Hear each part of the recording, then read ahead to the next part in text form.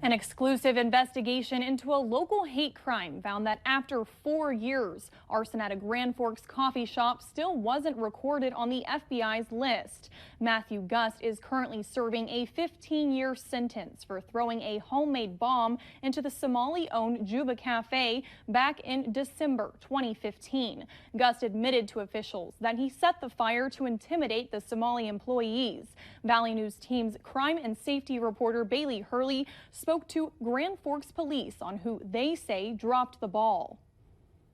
What happened today, we're not going to judge all the people, but there's some bad people living in Grand Forks doing this stuff, and I don't know what their agenda is, and I don't know what they're mean to, but it's something that's not unacceptable.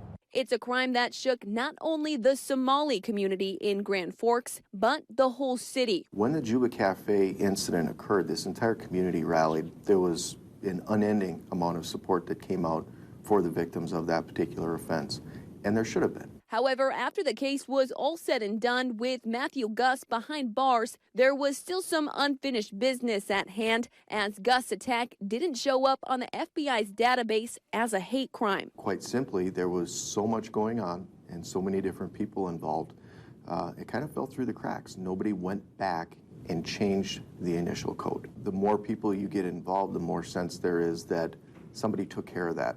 And that wouldn't change until we started our investigation into the matter. When we went back and looked, I was surprised that that incident was not listed as a bias-motivated offense.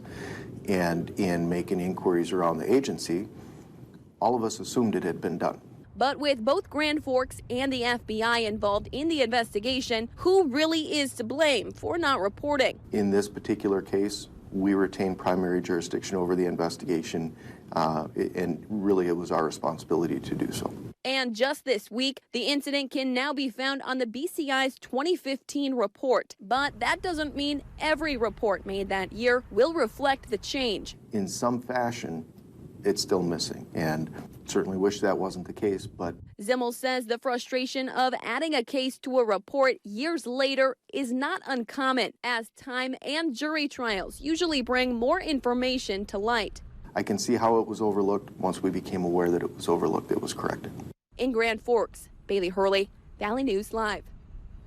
Grand Forks police say they are celebrating their feat, as accurate data is important for the department to track, with Lieutenant Zimmel adding this incident will only make officers more aware of what they report in the future.